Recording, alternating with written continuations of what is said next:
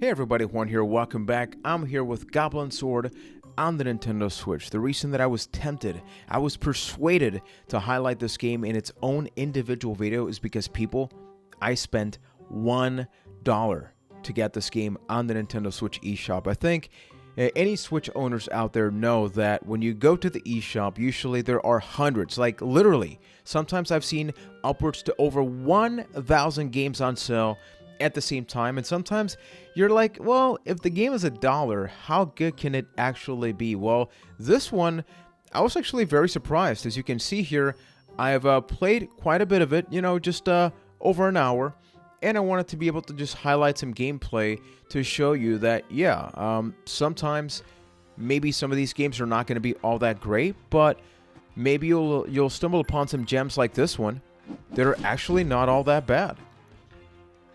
The whole objective of the game is, I'm pretty sure this is like a mobile game that was ported to the Switch. Take down the bad guys. You even saw that the way oh no. Okay, I was gonna say, like, come on man, I just started the video, let me live for a little bit. But the way the mission structure is laid out is so that it's very easy to pick up and play, short bursts. There are a lot of hidden areas, so you want to make sure you walk up to the walls. There are a ton of upgrades. This is actually not the costume you get by default. Oh, look at this. I'm playing this stage for the first time, for context. But it's a game that I love the art style because it reminds me a lot of the Game Boy Advance. I think the Game Boy Advance had a lot of these different games where you had a fairly large sprites, very vivid, colorful. Considering that you were playing in a small screen, they really had to do a lot just to make sure that you had the personality of the characters and the story and everything. But here you have it on the Switch and you can play it on the go, so it's like a natural possibility, right? Maybe you're playing this on the go, in bed. You can play a couple of different stages. One thing that's very annoying about this game is if you're a collector, right now you see on the upper right, I have one chest, I have one crystal. You can beat the stages without getting all of them, but I'm assuming eventually I am going to need to have all of them to be able to fully complete the stages. But I'm incredibly surprised. I think the regular price of this game is like $9.99 or something like that. And I'm pretty sure, how many people own a Switch, right? It is just insane. What is this? Is this a button? I don't know if it's a button, but can't really do anything right now. There have to be people like, wait a minute. Button, closed door. I'm assuming I eventually get some kind of what was that? Sometimes I just get a new accent, apparently. Oh boy. Okay, let's get that. I guess I get an additional ability in the future or something, because there are some parts of these stages that I'm not exactly sure what I need to do. For the sake of the video, I am going to annoy people by just getting to the end of the stage, purposely missing one gem there. I did not get everything, as you can see. It's going to be okay, people. It's going to be okay. Don't worry about it. I'm going to go back and get things eventually. I've actually done that, but I want to be able to just highlight a little bit of gameplay here.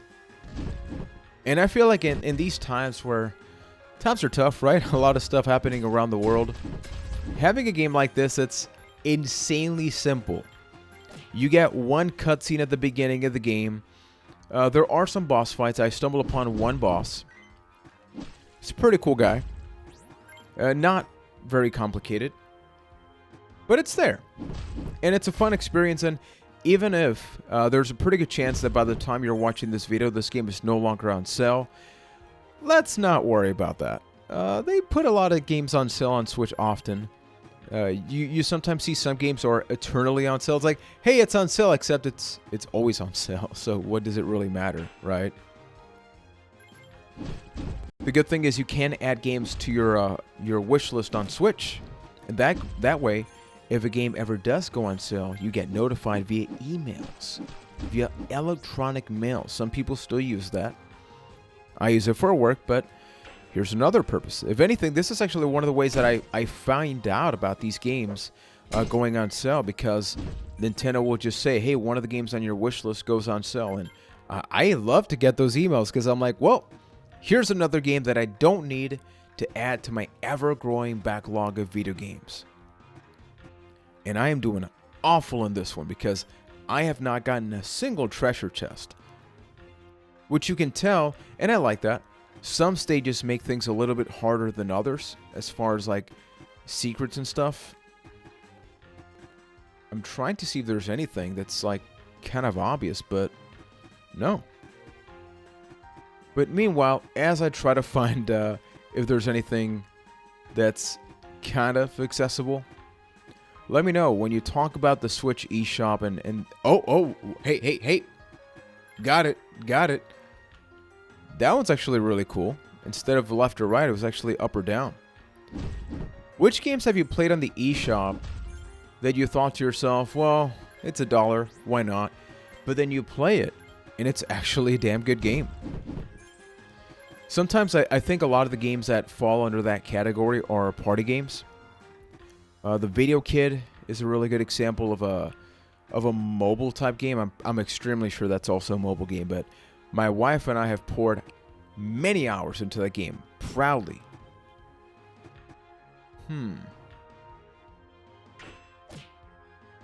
Okay, that doesn't work.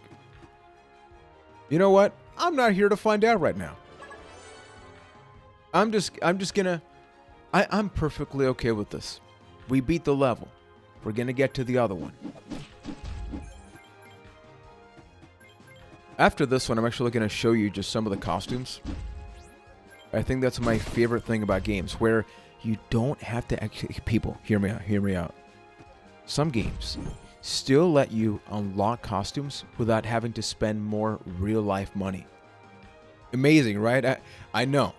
It seems too good to be true.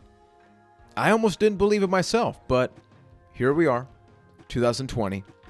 Some games still give you that option, and this one... I just went with this ninja-like costume because it's freaking awesome. But you can unlock a bunch of different stuff, different weapons. Like this is not the default weapon. I am close to dying. Nothing new. No! Oh, come on. Okay, let's see if we can go by quicker now. Ooh, that was close. Come on, man. Come on. Pro gaming. Oh, left that. Let's wait it out. Oh, yeah. No! Am I about to die again?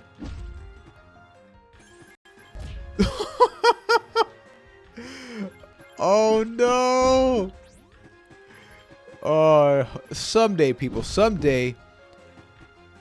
Oh, wait a minute. I'm actually glad that that happened. Ooh. I did not notice that initially. See, this game continues to surprise me because, like, at $1, let's be real, expectations are very low. Very low. Yet, you look at all this and it's pretty damn solid. It feels mechanically incredibly smooth.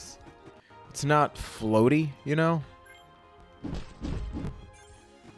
So seriously, if you have played other games that you picked up on sale on the Switch, as I mentioned, it doesn't have to be on sale right now. These games go on sale all the time, so... Oh no. Here's the thing, I'm tired of dying, people. And I just feel like it's gonna happen again. No! Give me some damn health. Give me some damn health, boy. No!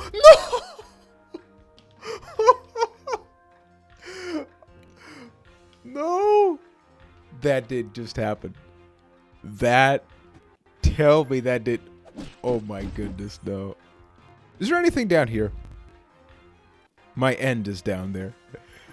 Oh, come on. Come on. Let me actually just take this time to show you some of the stuff you can unlock. I can't even believe that just happened. I need a moment, people. I need a moment. Clearly, this Shadow Blade, as cool as it is, has not given me better ability to play video games, but it is very, very cool. You see on the upper left, I have $356 or coins, which is a miracle. And then here are some of the costumes. So this is the default one. Reminds me a lot of Monster Boy. But I got this one because I really liked it.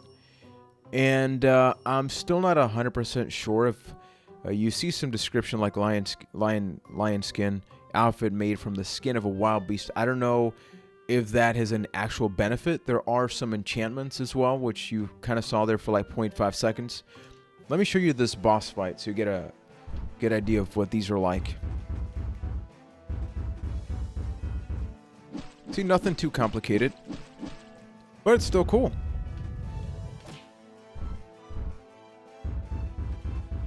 I've already beaten this boss, so hopefully I'm able to do this and not look like an idiot. Because clearly that's already happened here. Let's try to go over here. Uh-oh. He's getting fancy. No! Okay, I was not expecting that one. This is not good. This is not good. Oh no. Pressure's on, Juan. Pressure is on. You must speak in third person for added suspense. Okay, okay. I only need to get by one more round.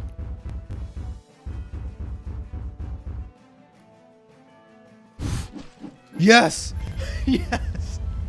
Oh, I think you could feel the silence. You could cut the tension with a knife, people. You could cut that thing with a knife.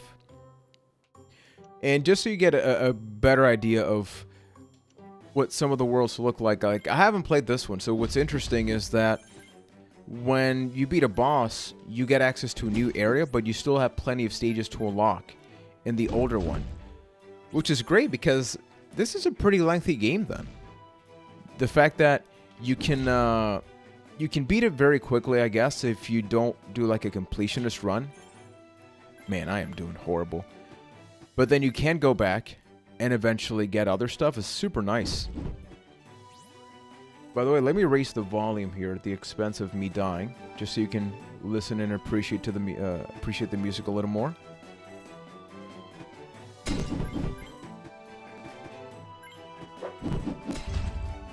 It's very nice. I like it.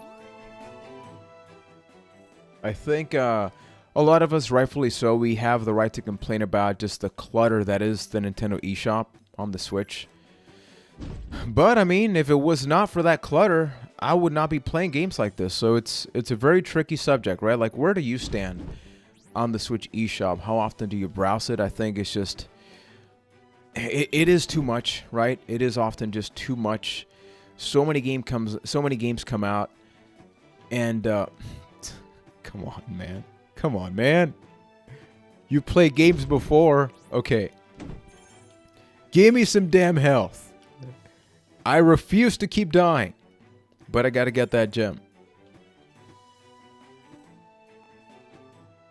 I mean, I got a game that was a penny, right? you legitimately... I mean, there are free-to-play games, but you cannot make a game that is cheaper than a penny. Which, can you even imagine how many people need to buy that to make any kind of profit? Like, at that point, is it not a loss? Because I assume that penny is split between Nintendo and the developer. So is it like an Office-based situation where it's fractions of a penny or something? And I'm proud of the fact that I got an Office-based reference innovated by games on Nintendo Switch. I'm quite proud of that. But seriously, it's like, it's a freaking penny. How do you eat on a penny for a game? I don't get it. I hope those families are eating. I'm concerned about those developers' families, man. Okay, we're doing pretty good. I'm still missing a gem. Oh no. That rat could be my end. I was joking. I was freaking joking. Are you kidding me? No. We're gonna have to rebrand this channel at some point. Just Juan's bad at games. Okay, okay. What I hate, and I get it, is that when you die, you actually lose your stuff, so you got to gain it back. I mean, otherwise it would be way too easy, right? What is the point? They got to give you some kind of incentive for not being as bad as I am. I understand that not everybody is like me. Some people are actually good at games. Those people are probably among yourselves. And maybe you watch me. Maybe actually you share my videos and it's like, hey, you see the way Juan plays? Don't be like him. You can be like literally anybody else, just don't be like him. And if that's the case, then you're welcome. I'm actually doing a bit of a public service by working on these videos. So maybe that's part of the plan. Maybe that was the intention all along. But can we at least beat this damn stage? I do love those temporary upgrades. This game is maybe a habit of, if there's any wall that's kind of long, I have to jump just to see if there's anything hidden. But that's just freaking nice. I love that about the game. Let's go over here. Get this. Go back up. And as I mentioned in other videos, I do have a Twitch channel over at twitch.tv/MrMRPlayerJuan. This channel is very much an extension of that, even more so than my main YouTube channel at youtube.com/PlayerJuan, because there it's more videos where I present, right? I present a specific variety of games or something like that. Here it's more of a chill gaming session, much like the Twitch channel. So if you like this type of content where, yeah, the game is the gateway, right? The game is the reason why maybe you stumble upon me, you stumble upon this channel, but the real essence of everything that I love to do is the conversations that we can have. So that's why I love to read your comments, get your suggestions, laugh at my expense, because clearly you're not going to congratulate me for my abilities to play games. So if you like this video, remember to subscribe, click on the bell, let me know anything else that you would like me to check out in the future. And you have two other videos that you can check out right here. The first one is from my main channel talking about digital versus physical games. And in the second one, I talk about and play an underrated game for the PlayStation 2. So up until next time, thank you for watching, supporting, and take care, everybody. I gotta get better at games.